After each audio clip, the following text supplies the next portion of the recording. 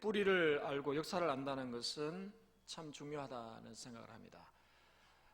왜냐하면 그것은 곧 나를 아는 것이기 때문에 그렇다고 할 수 있겠죠. 또 역사를 알고 뿌리를 알면요, 나 자신을 알 뿐 아니라 우리의 미래를 알 수 있는 거죠. 그래서 역사 공부는 항상 우리가 늘 열심히 해야 되는데, 이번에 여러분의 기도에 힘을 입어서 이번에 독일과 영국에 또 종교개혁 500주년을 맞아서 이제 세미나와 또 유적지를 탐방하는 일들을 잘 마치고 돌아왔습니다. 여러분이 기도해 주셔서 정말로 감사드립니다. 그 코디아라고 해서 유럽에 흩어져 있는 많은 선교사님들 또 목회자들 부부 또 목사님들이 한 140여 명이 오셨어요. 그러니까 한국 선교사들의 모임 중에 이렇게 많이 모인 적이 처음이라 하더라고요. 140여 명, 독일에서만 40여 명의 목회자들이 오셨고, 또 한국에서 저희들 수영로교회 멘토링 팀들과 또 스태프들 해서 한 60명 이렇게 해서 한 200여 명이 5일 동안 독일에 있는 한 호텔을 빌려서 거기서 세미나를 하고, 한국의 5명의 목회자, 수영로교회 이규현 목사님, 또 삼일교회 우리 누구죠? 정 목사님, 그리고 또 지구촌교회 또 진재영 목사님, 또 영암 침례교회 박영근 목사님, 이런 참 한국 교회를 주도하고 있는 이런 목사님들이 오셔가지고 또 교회에서 지원도 해주고, 그렇게 해서 5일간 호텔에서 아침부터 저녁까지 또 일주일에 3번을 이제 오전에는 또 이 루터의 생가와 루터가 또 살았던 곳, 또 그가 사제서품을 받고 또 사역했던 교회, 또 위텐베르그 성당, 이런 데를 저희들이 이제 버스로 1시간, 2시간 거리에 탐방을 했습니다. 저희들이 독일 가서 처음으로 방문했던 곳이 어떤 곳이냐면요, 이 루터가 처음으로 회심한 곳이었어요.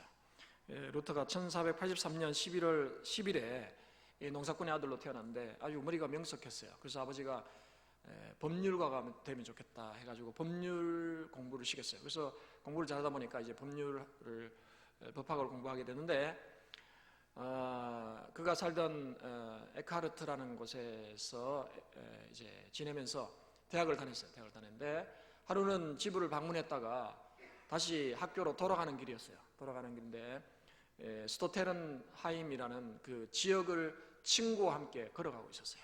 걸어가고 있는데 비가 왔어요. 그날 비가 왔는데 비가 심하게 오고 천둥이 치고 번개가 쳤어요. 그런데요, 루터와 함께 길을 학교로 돌아가던 친구가 벼락을 맞아가지고 그 자리에 즉사했어요. 그때 이 루터가 회심을 합니다. 그때 이 사람은 이제 가톨릭 신자였는데, 루터가 왜 회심했냐면 친구를 보니까 친구가 갑자기 자기하고 길을 가다가 학교로 돌아가다가 벼락을 맞아서 즉사하니까 나도 이 친구처럼 이렇게 될 수 있겠구나. 내가 벼락 맞아 죽으면 사제에게 신부에게 내 고해성사도 하지 못하고 내가 하나님 앞에 서게 될 텐데, 그렇게 되면 나는 죄인인데 하나님의 심판을 받게 되면 내가 어떻게 될 것인가? 너무너무 두려운 거예요. 그래서 법학을 나는 하지 않겠다 포기하고 신학의 길로 들었습니다. 그래서 그가 이제 경건한 그런 수도원에 들어가서 사제의 길을 이제 걷게 되는데요, 그것이 첫 번째 회심이에요. 회심. 저희들이 그곳을 방문했는데 한번 사진을 보여주시겠어요? 저기가 비석을 세워놨는데 거기 내용이 그런 내용이에요. 이제 2명이 가다가 이제 1명이 죽었고 뭐 그런 내용이에요. 저기가 정확하게 저 지점은 아니지만 하여튼 저 근처라고 합니다. 우리를 가이드하신 목사님이 저기를 방문할 때는 좀 비가 와야 제맛이라고 하시더라고요. 근데 정말 그날 비가 왔어요. 비가 왔는데 번개는 안 치고 천둥은 안 쳤는데 인증샷을 저도 찍었는데 참 마음이, 저도 웃고는 있지만요, 참 우리도 벼락 맞으면 어떡할까 이제 그런 생각도 했는데 죽지는 않고 돌아왔습니다. 돌아왔는데 참 역사적인 곳이죠. 오늘 우리가 읽은 로마서 1장 16절 17절 너무나 중요한 말씀이죠.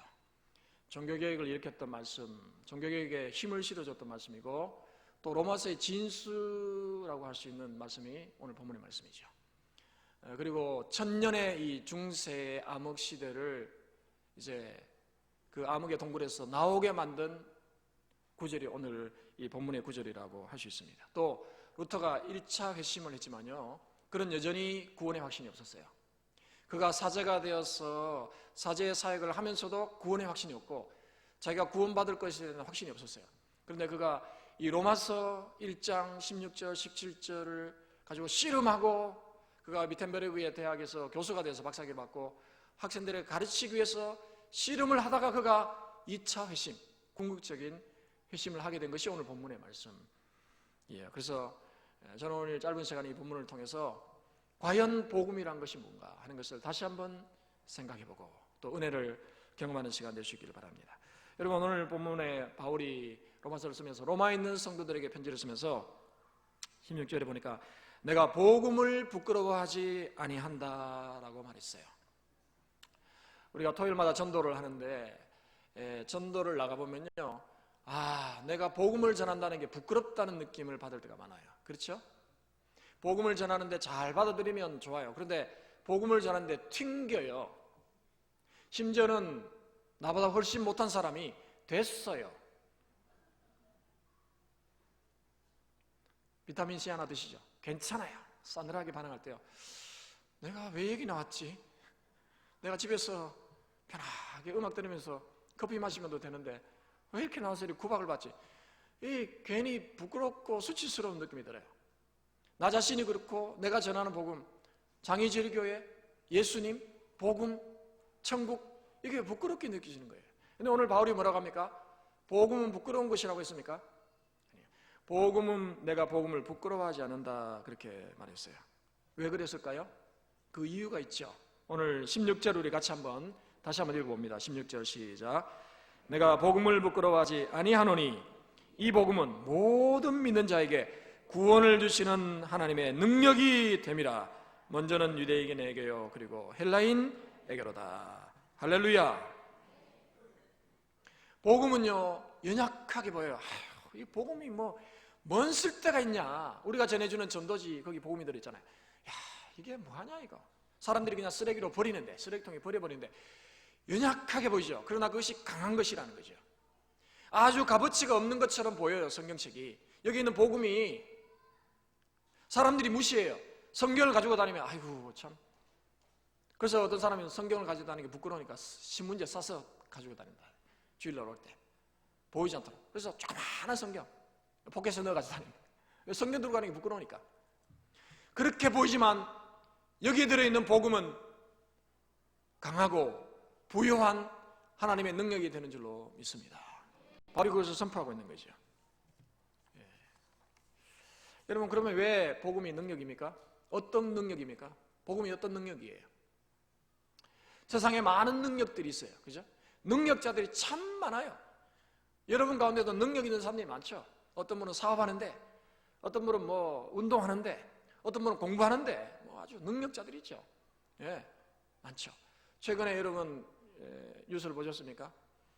슈퍼컴퓨터 알파고가 세계 최고의 바둑 고수인 커제와 한판 붙었어요. 누가 이겼습니까? 커제가 이겼으면 좋았을 텐데 보란듯이 깨졌어요. 이 인간이 만든 컴퓨터가요, 바둑의 최고수 커제를 깨뜨려 버렸어요. 그래서 커제가요 막 울었어요. 왜 울었는지 압니까? 억울해가지고. 이야, 내가 인간들한테도 내가 지지 않았는데 이 컴퓨터 괴물한테 졌다. 그래가지고요 울었어요. 근데요 더 재밌는 것은 이 알파고가 커제를 이기고 나서요, 내가 더 이상 인간하고는 싸울 대상이 없다 해가지고 은퇴를 선언해 버렸어요. 은퇴. 야, 참 인간의 자존심을 완전 밟아버렸어요. 은퇴 선언했어요. 이제 바둑 안 두겠다 그랬어요. 대단한 능력자가 세상에 얼마나 많은지 몰라요. 당시에 로마는요 정말 대단한 나라죠. 세계를 제패했던 나라잖아요. 지금은 로마는요 하자끝없는 나라죠. EU 중에서도 아주 가난한 나라 중에 이탈리아 나라 중에. 그래서 EU가 많이 돈을 지원하는 그런 나라가 되어버렸는데, 그 당시만 해도 이 로마는요, 모든 길은 로마로 통하고, 로마가 이 나라를 다스린 나라가 한두 나라가 아니에요. 최강국이죠, 당시에. 그런 능력을 가진 나라예요. 근데 바울이 이 로마에 있는 성도들에게 편지를 보내면서, 내가 멀리서 이 편지를 보내는데 내가 너에게 보내는 이 복음의 메시지, 로마서가 복음의 핵심이잖아요. 이것은 부끄러운 것이 아니다라고 하는 거죠. 왜냐하면 능력이기 때문에. 어떤 능력이냐? 세상의 그 어떤 능력자도 할 수 없는 그런 능력을 가지고 있기 때문에. 어떤 능력입니까? 영혼을 구원하는 능력이다. 여러분, 세상에 어떤 능력자가 죽은 사람을 살릴 수 있겠습니까? 어떤 능력자가 영혼을 구원할 수 있겠습니까? 지옥으로 떨어질 수밖에 없는 사람을 천국으로 인도할 수 있겠습니까? 아무도 할 수 없는 거예요. 그러나 누가 합니까? 사람이 하는 것이 아니라 이 복음이 그런 능력을 가지고 그 복음을 전하는 사람을 통해서 하나님이 그 복음 전자의 전하는 입술을 통해서 이러한 능력을 일으켜 주시는 줄로 확신합니다. 죄의 형벌로부터 자유함을 얻는 거예요. 여러분, 여기서 구원이라는 게 뭡니까? 구원이라는 것은요, 몇 가지가 있는데, 첫 번째는 죄책으로부터 구원인 거예요. 우리는 죄책감을 늘 가지고 살아요. 견디지 못할 죄책감으로부터 우리를 구원해 주는 거죠. 사람이 죄를 짓고 나면요, 이 죄책감을 견딜 수가 없어요. 시간이 많이 지나야 이것이 사라져요. 모든 사람이 죄를 짓잖아요. 근데요, 구원이라는 것은 이 죄책감으로부터 우리를 자유케 하는 거죠. 또한 이 구원이라는 것은요, 우리의 이 죽음의 문제, 죄의 형벌의 문제로부터 우리를 자유케 하는 거예요. 영원히 죽을 수밖에 없는 우리를 영원한 생명을 얻게 하는 것이 바로 이 구원 아닙니까? 근데요, 그것을 누가 합니까? 사람이 하는 것이 아니라 복음이 한다는 거죠. 복음이. 지금도 저 미개한 지역에 선교사님 들어가서 언어가 없는 지역에 언어를 만들어주고 그들에게 복음을 전하지요. 예, 가난하고 문맹인 그런 지역에서 선교사님들 가서 돈을 갖다 주기도 하고요. 또 뭐 때로는 뭐 좋은 것도 갖다 주기죠. 그러나 그들이 궁극적으로 뭘 전합니까? 복음을 전하잖아요. 복음. 아주 단순한 복음을 전하죠. 근데요, 그 부족이 살아나요. 회복이 돼요. 식인종, 사람을 잡아먹는 그런 전통적으로 오랫동안 사람을 잡아먹는 그런 지역에 가서 선교사님이 돈을 갖다 준 것도 아니고 권총을 갖다 준 것도 아닌데 위협을 한 것도 아닌데 목숨 걸고 복음을 전했는데요, 그 식인종들이 사람을 더 이상 잡아먹지 않고 일반적인 사람으로 변화되는 거, 이거야 복음의 능력 아니겠습니까? 이번에 영국을 방문했는데 인도의 선교사로 갔던 그 윌리엄 캐리라는 유명한 선교사님이 있죠. 인도의 선교사님. 그 집에 저희들이 가봤는데 이분은 원래 구두를 수선하는 사람이었어요. 구두를 수선하는 사람. 그 구두 수선하던 그 장비가 고스란히 남아있더라고요. 오래 지났는데 조그마한 집에서. 그래서 집이 팔릴 위기였는데요, 누가 독재자가 그 집을 사서 그래서 팔리지 않도록, 그래서 거기 저희들이 들어갈 수 있었어요. 그런데 이분이요, 인도에 선교사로 갔어요. 아주 이 구두를 수선했기 때문에 우리가 무시할 수 있는데 그렇지 않아요. 정말 천재 중에 천재였어요. 10대에요 언어를 6가지를 했어요.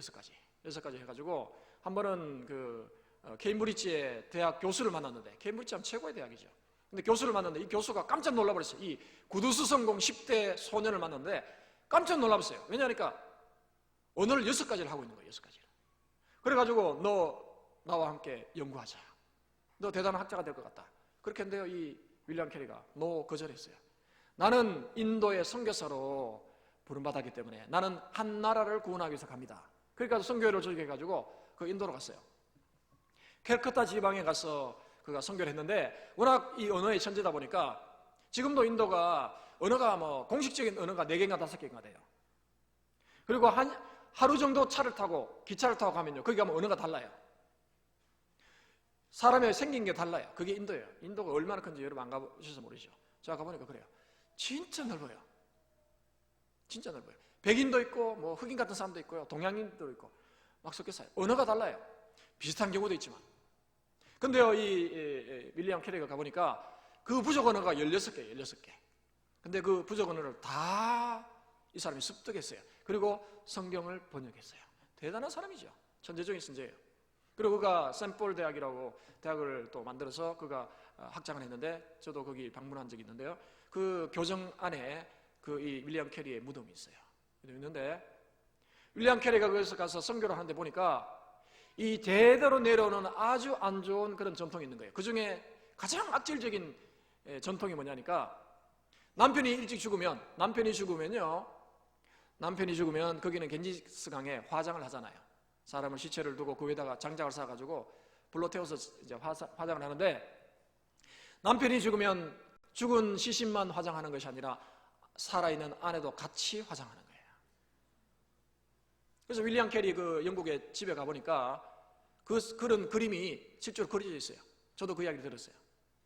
여러분 이런 상상을 초월한 일이죠. 근데요 윌리엄 캐리가 복음을 전하니까 그 전통이 끊어졌어요. 이게 복음의 능력이에요. 복음의 능력. 예, 우리가 10월 29일에 만나게 되겠지만요 우리 김신웅 장로님 이분이 경북대학을 나오시고 수의사예요. 수의를 하고 하신데 이분이 어떤 계기로 그 청송교도소에 있는 이제 그 죄수들을 만나서 교화를 하고 복음을 전하는 일을 한대요. 1,800명 정도를 교화를 시키고 여기 광고에 나온 것처럼 조두순, 신창환 이런 사람을 변화시켰어요. 이게 여러분 돈을 줘서 되겠습니까? 말로 설득한다고 되겠습니까? 이거 복음의 능력인 줄로 믿습니다. 지금도 복음의 능력은요 살아 역사하고 있는 거예요. 우리 한국 땅을 보십시오. 130년 전에 복음이 들어왔는데 그때 한국 땅에 발을 디뎠던 미국의 선교사 언더우드 선교사가 아펠린젤로 선교사가 한국에 들어와가지고 선교사역을 초창기에 하면서요 마음이 너무너무 아팠어요. 조선 땅을 보니까 희망이 없는 거예요. 절망밖에 없는 거예요. 그래서 그가 하루는 기도문을 하나님께 썼어요. 근데 그 기도문이 지금 남아있어요. 여러분 140년 전에 우리 한국 땅 조선 땅이 어땠는지 여러분 궁금하지 않습니까? 한번 영상을 한번 잠시 봤으면 좋겠습니다. 한번 보십시오. 불을 좀 꺼주시고 뒤에 전체 꺼주십시오. 볼륨을 좀 높이 올려주시고.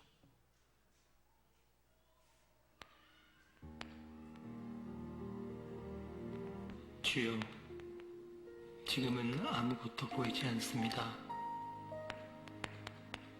주님, 메마르고 가난한 땅, 나무 한 그루 시원하게 자라오르지 못하고 있는 땅에 저희들을 옮겨와 심으셨습니다.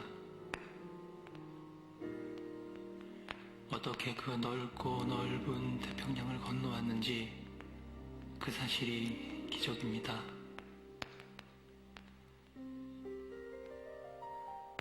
주께서 붙잡아 뚝 떨어뜨려 놓으신 듯한 이곳, 지금은 아무것도 보이지 않습니다. 보이는 것은 고집스럽게 얼룩진 어둠뿐입니다. 조선의 마음이 보이지 않습니다. 그리고 저희가 해야 할 일이 보이지 않습니다.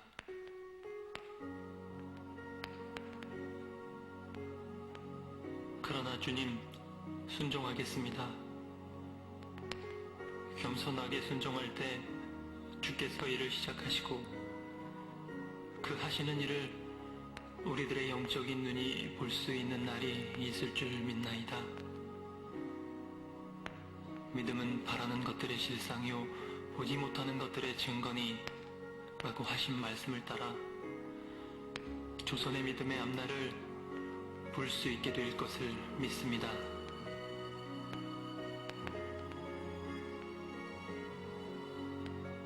지금은 예배드릴 예배당도 없고 학교도 없고 그저 경계의 의심과 천대함이 가득한 곳이지만 이곳이 머지않아 은총의 땅이 되리라는 것을 믿습니다. 주여, 오직 제 믿음을 붙잡아 주소서.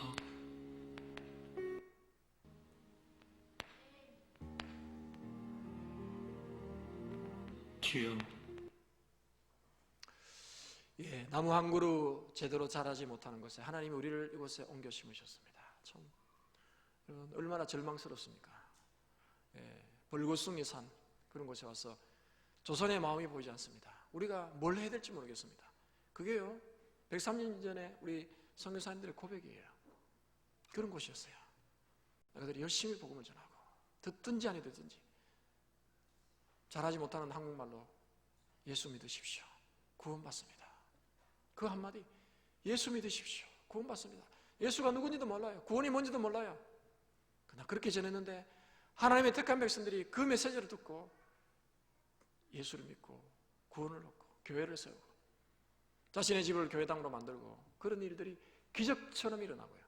이분들이 교회를 세우고 또 학교를 세우고 병원을 세우고 그렇게 된 지가 불과 130년인데 우리나라가 한강의 기적이라는 기적을 경험한 거죠.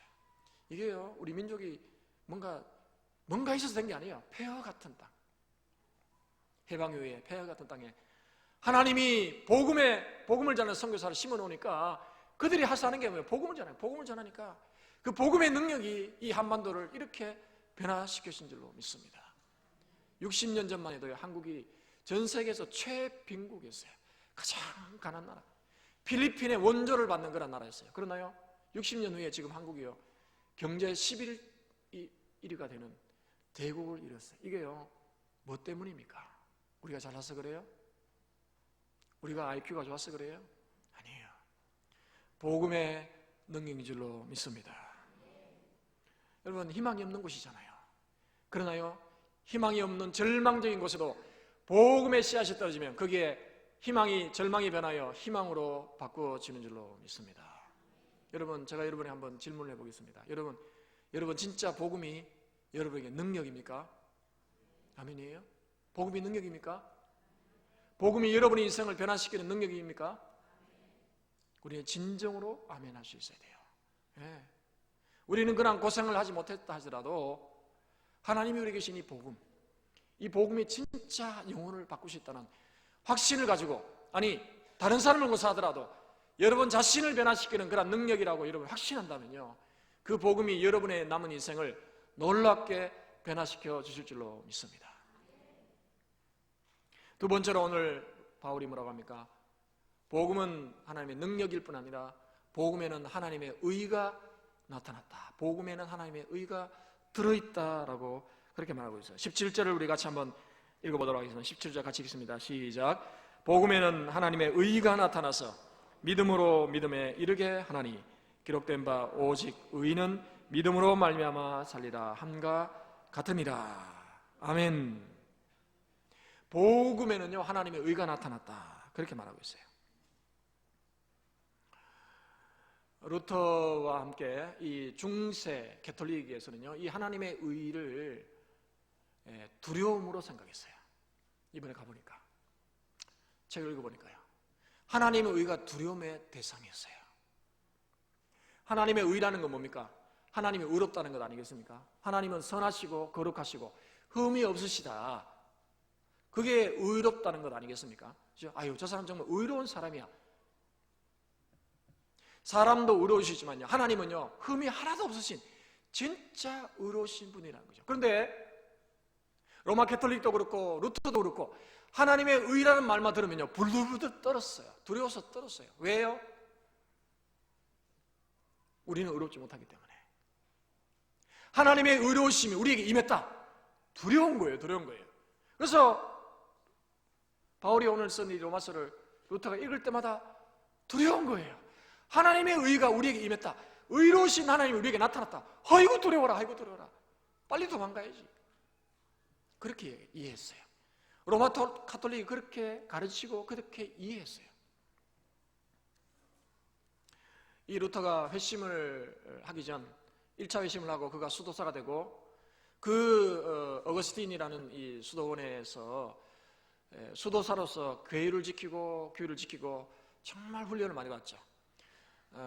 루터가 결혼하고도 이 어거스틴이라는 수도원에서 거기서 훈련을 하고 그 옥탑방, 이 옥탑 탑 밑에 있는 탑에 있는 그 자그마한 방에서 연구도 하고 훈련을 받았는데 저희들이 거기를 또 방문했어요. 한번 사진을 한번 보여주시겠어요? 저기 성당인데요, 지금도 남아있어요. 제가 방목록에 사인을 하고 그 다음 사진을 보면요, 이 사제들이 설교했던 설교단, 제가 올라가서 사진 한번 찍었습니다. 인증샷을 찍었는데 유명한 곳이에요. 지금도 남아있는데 많은 순례객들이, 외국 사람들이 또 찾아오는 곳이었는데, 저기 있는 옥탑방에서 그 훈련을 받으면서요, 그는 어떻게 인사하고, 어떻게 식판을 짓고, 어떻게 설거지를 하고, 어떻게 하루를 시작하고, 어떻게 하루를 마치고, 어떻게 기도를 하고, 어떻게 성경 읽고 하는 그 엄청난 규율을 최선을 다해서 지켰어요. 그래서 이 루터는 누구보다도 나는 경건하게 지금 훈련을 받고 있다고 자부했던 사람이 바로 루터였어요. 그래서 그의 일기에 보면 이런 내용이 기록되어 있어요. 나는 수도사로서 흠없이 살았다. 하지만 나는 내가 하나님 앞에서 지극히 어지러운 양심을 가진 죄인임을 느낀다. 내가 내 자신에게 만족하면 하나님 마음이 풀리신다는 것을 믿을 수 없었다. 내가 내 자신을 만족한다 하더라도, 내가 경건하게 살고 이 정도 만족한다 하더라도 내가 하나님 앞에 선다면 하나님의 마음을 풀 수 있을까 의심스럽다는 거죠. 나는 죄인들을 벌하시는 의로우신 하나님을 사랑하지 않는다. 나는 오히려 그분을 증오한다. 또 하나님을 모독하진 않지만 그래도 은밀히 큰 소리로 중얼거리며 하나님께 화를 내고 이렇게 말하곤 했다.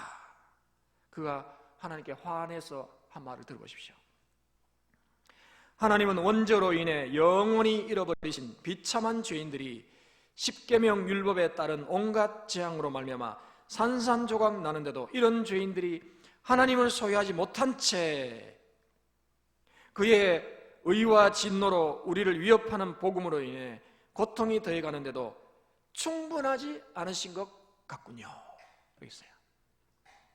율법에 매여가지고 십계명을 지킨다고 하면서도 십계명도 제대로 못 지켜서 그 고통당하고 하나님의 의로우심 앞에 부들부들 떠는 그 죄인들을 향해서도 여전히 맹렬한 분노를 멈추지 않으시는 하나님, 이렇게 고통을 가하신데도 충분하지 않으신 겁니까? 이렇게 하나님 향해서 분노했다는 거죠. 그게 이 루터의 일기 속에 기록되는 거예요. 고달픈 양심이죠. 양심. 하나님의 의로우심, 이게 행복한 게 아닌 거죠. 제가 이전에 섬겼던 목사님, 5명의 아들을 모두가 목회자로 아버지가 서원해버렸어요. 본인들 의사와 상관없이. 그리고 어린 아이들 새벽기도 안 한다고 새벽기도 하다가도 사모님 보내서 애들 데려와라고. 예수 믿는 게 너무 고통스러우니까 기도했다죠. 하나님이 제발 없어지게 해주옵소서. 하나님이 막 몸소리가 나는 거예요. 예수 믿는 게 몸소리가 나니까 기도하면서 하나님 없어지게 해주십시오. 그런 심정이. 자유함이 없는 자유함이. 하나님이 의로우신다는 게 행복한 게 아닌 거예요. 왜? 나는 의롭지 못하기 때문에. 그게 루터의 고민이었어요. 그게 중세 성도들의 고민이었어요.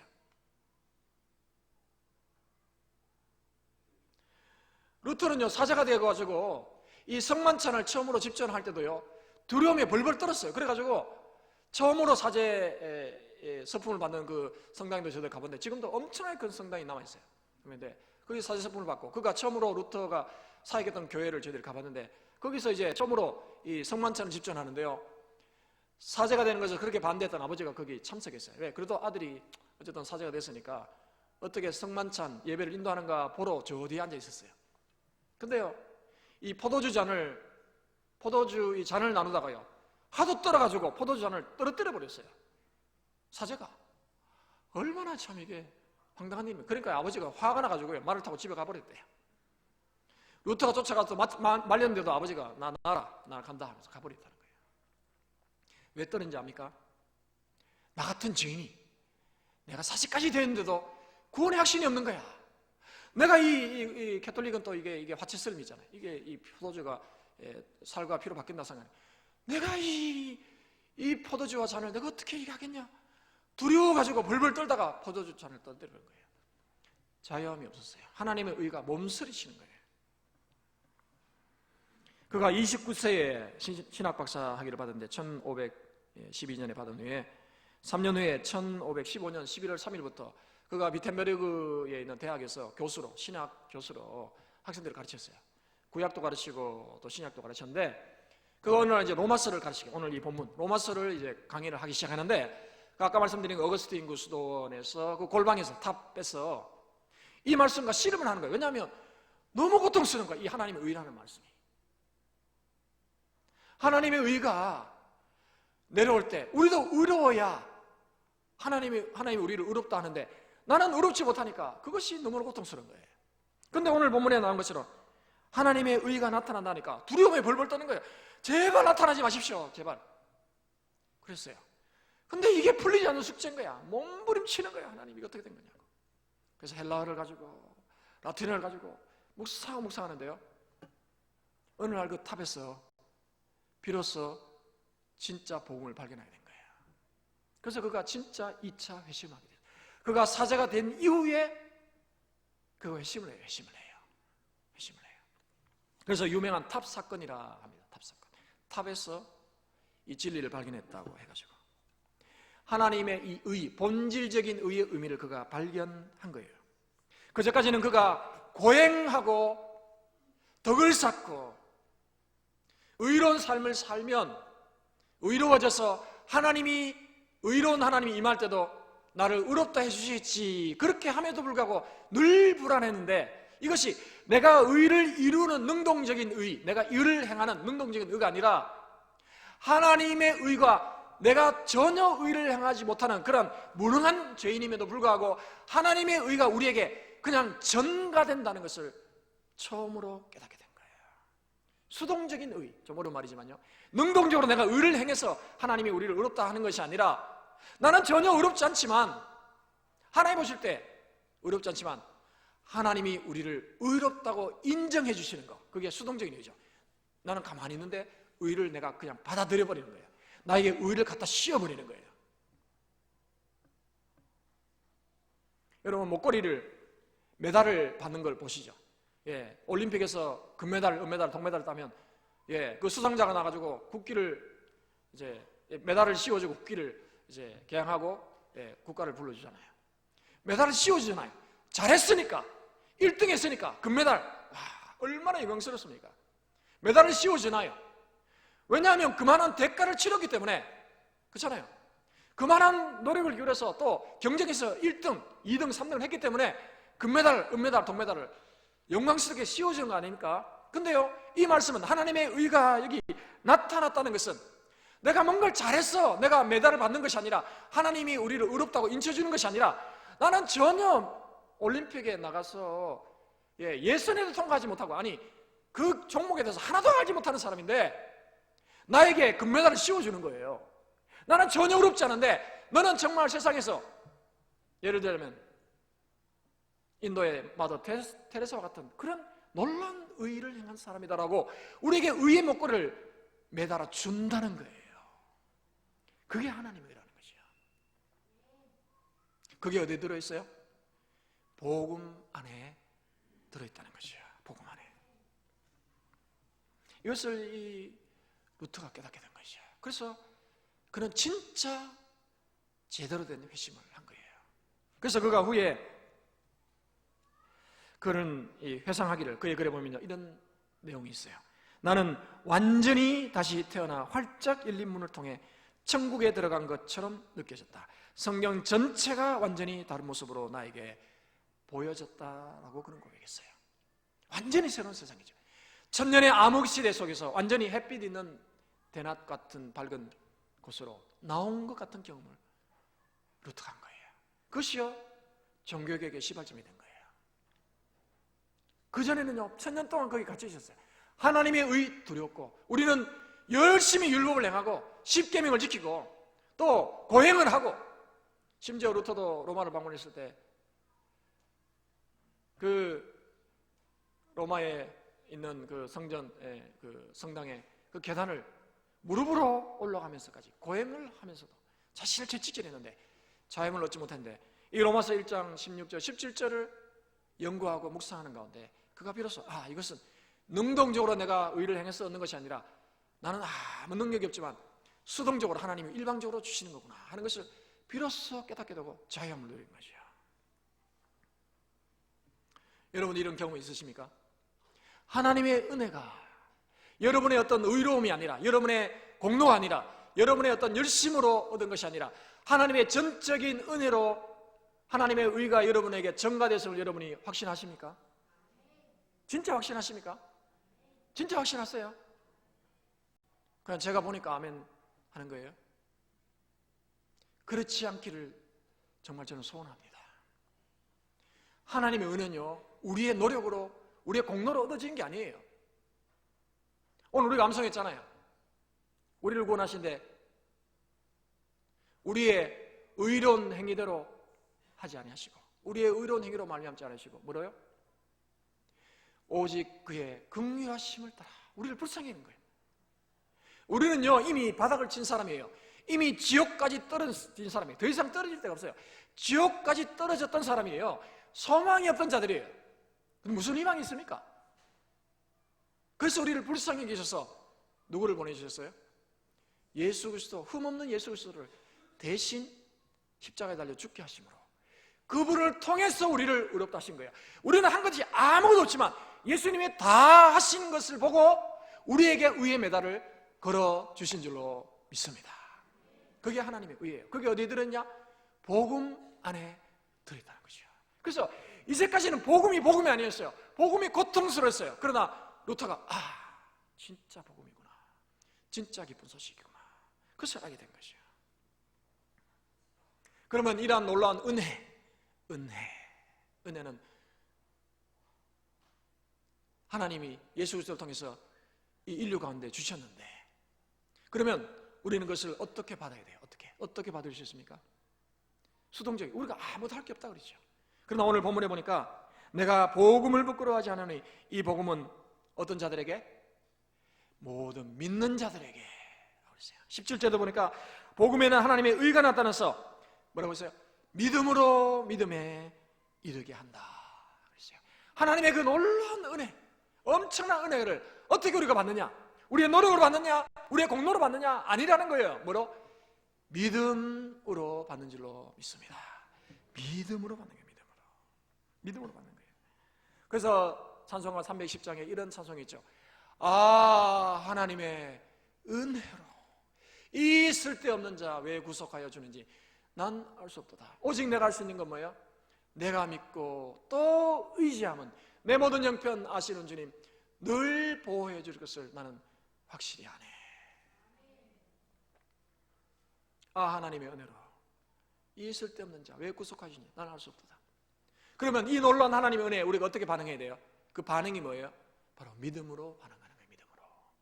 그러나 이 믿음조차도요, 하나님이 주시지 않으면 그것을, 은혜를 받을 수가 없는 것이 바로 믿음인 줄로 믿습니다. 우리 가족 중에 누군가가 죽음을 이제 앞에 두고 있는데 예수를 믿지 않아요. 그래서 그 형제와 부모님을 붙잡고 아버지 예수 믿으세요. 예수님을 마음에 영접하면, 입으로 시인하면 구원한다 했는데 예수 좀 믿으세요. 그래야 천국 갑니다. 애걸복걸 사정을 해도요, 돼요 안 돼요? 반응이 없어요. 나는 안 믿는다. 여러분, 이게 믿음이요, 우리의 노력으로 되는 게 아니에요. 하나님이 믿음이 주셔야 그 놀라운 은혜의 축복을 우리가 받게 되는 줄로 믿습니다. 우리 오늘 그 놀라운 은혜를 믿음으로 받았잖아요. 그것이 얼마나 감사합니까? 얼마나 감사해요. 세상에 수많은 사람들인데 전도 나가보면요, 참 마음이 아파요.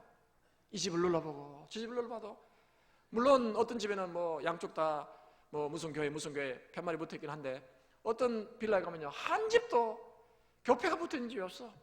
그리고 띵동 누르면요 나와서 교회에서 왔다면요 시큰둥하고 듣는 척 많은 척 하다가 비타민C 하나 받아가지고 비타 500 하나 받아서 끝, 빨리 가세요. 마음이 아파요. 그런데 마음이 상하지만요, 한편 생각하면 아이고 하나님, 내가 저 사람이었다면 내가 지금 구원받지 못하겠는데 내가 이렇게 전도자가 된 것이 하나님 정말 감사합니다. 감사가 그냥 나와요. 여러분, 오늘 여러분이 하나님을 믿고 예수님을 믿고 이 자리에 앉아있는 게 얼마나 큰 축복입니까? 여러분 감사할 수 있기를 축원합니다. 그러면서 오늘 바울이 마지막으로 뭐라고 합니까? 믿음으로 믿음에 이르게 하는데 기록된 바 오직 의인은 믿음으로 말미암아 살리라. 하박국 2장 4절의 말씀을 인용했어요. 여기서 믿음이라는 게 뭡니까? 이 바울이 말하기를 믿음으로 시작한다 그랬어요. 영어 성경에 보니까 믿음으로 시작하고 믿음으로 끝마친다라고 그렇게 기록을 했어요. 이게 무슨 말입니까? 하나님의 놀라운 은혜, 구원의 은혜를 우리가 믿음으로 받았어요. 그래서 우리가 회심하고 하나님의 자녀가 됐어요. 그러나 그것이 끝이 아니라는 거죠. 이렇게 생각하는 분들이 있어요. 우리는 하나님의 놀라운 구원의 은혜는 믿음으로 받고 믿음 위에 우리의 삶은 우리의 행위로 살아간다. 우리의 의지와 우리의 노력으로 살아간다. 그렇게 생각하는 사람들이 있어요. 물론 우리의 성화의 과정에는 그런 부분이 필요하죠. 우리 열심히 기도하고 몸부림치고 은혜를 사모하고 또 예배 참석하고 전도하고 또 기도하고 말씀을 또 묵상하고 이거 우리의 노력이 필요하죠. 그러나 오늘 여기 바울이 복음에는 하나님의 의가 나타나서 믿음으로 믿음에 이르게 한다는 말, 믿음으로 시작해서 믿음으로 그친다는 말은 우리의 신앙의 성장과 성숙과 관련된 믿음이 아니에요. 무슨 말입니까? 우리는 시작도 믿음으로 시작하고 일생을 살아가는 것도 믿음으로 살아가고 인생의 마지막까지 우리는 믿음으로 살아간다. 그런 말씀이에요. 물론 신앙의 성장이 필요하죠. 신앙의 성숙이 필요합니다. 그러나요, 오늘 이 말씀의 복음의 핵심이 뭡니까? 믿음. 하나님의 놀라운 구원의 은혜를 늘 믿는 그러한 신앙이 우리에게 필요하다는 이런 말이에요. 여러분, 오늘날 우리 성도들이 어떻게 살아갑니까? 세상 속에서 많은 무거운 짐을 지고 살아가죠. 죄에 대한 그런 무거운 짐은 별로 느끼지 못하는 것 같아요. 죄는 그냥 시큰둥하게 그냥 그런 듯이 생각하지만요, 인생의 무게가 얼마나 많습니까? 많은 무게감을 가지고 살아가죠. 또 우리가 신앙의 삶을 살아가는 게 얼마나 힘들게 느껴집니까? 그렇죠? 교회 오니까 뭐 헌금하라 하지, 뭐 성가대 하라 하지, 뭐 훈련 받으라 하지, 사랑방에 가라 하지, 또 전도하라 하지. 그냥 조용히 나비처럼 왔다가 나비처럼 날아가면 좋겠는데 안 나오면 또 전화하지. 우리 부교육자들 이 신앙의 삶이 얼마나 고달픈지 몰라요. 또 교회 와보니까 교회 다니는 사람은 다 좋은 사람인 줄 알았더니 보니까 뭐 나보다 더 성격 괴팍하고 지랄 같고 그냥 세상적으로 말하면 저런 사람도 교회 다니나. 아이고 참, 그런 사람도 보이고 그냥 교회 와서 은혜 받으러 왔다가요 상처받아가지고 시험 받은 사람이 한두 명이 아니에요. 여러분, 우리 신앙의 삶이 얼마나 고달파요. 열심히 신앙생활 합니다. 막 기도도 하고 막 그냥 예배도 참석하고 전도도 하고 열심히 생활하는데 어느 날 보면요, 막 어려움을 당하면요, 아이고 하나님, 내가 이렇게 헌금도 하고 주일 성수하는데 왜 내 가정에 이런 어려움이 닥쳐옵니까? 막 그냥 절망 가운데 어떤 경우는 죽을 생각까지 하고.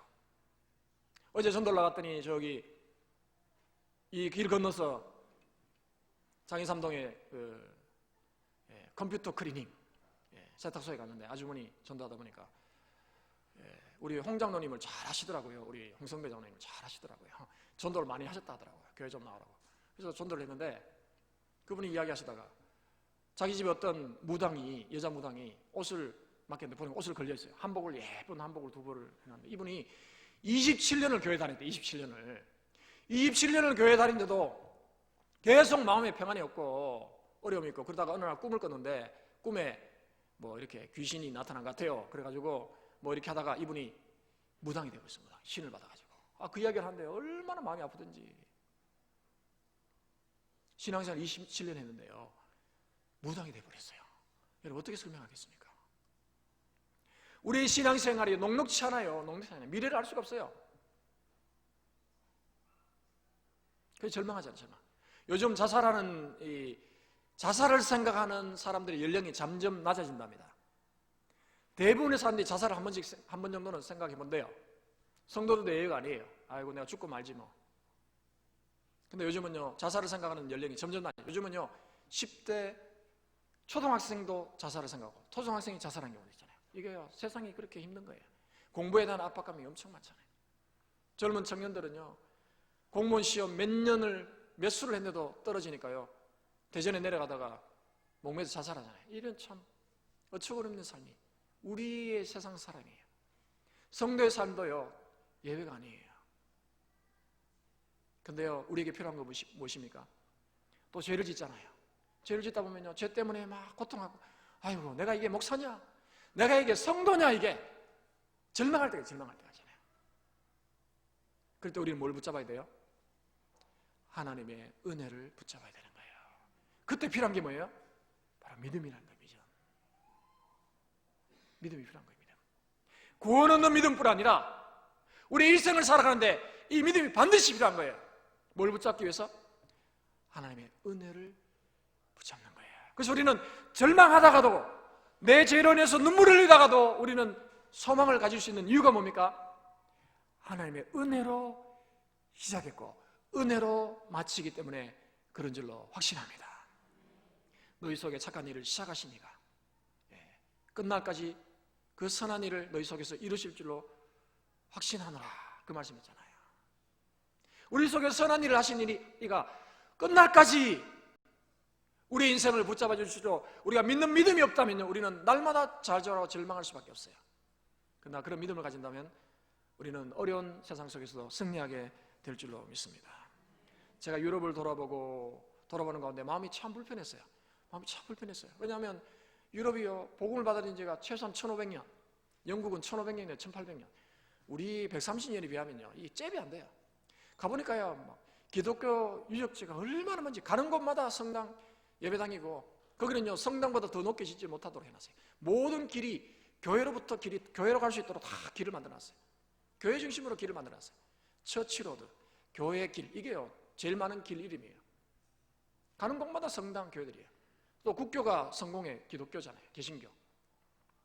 근데요, 그렇게 찬란한 기독교 역사를 가지고 있고 수많은 종교개혁자들이 종교개혁을 하고 성경을 번역하고 목숨을 걸고 신앙을 일으켰던 그 독일과 화랑과 영국이 지금은요, 완전히 영적으로 완전히 몰락한 상태로 오면서 마음이 너무 아팠어요. 하나님, 왜 이렇게 됐습니까? 왜 이렇게 됐습니까?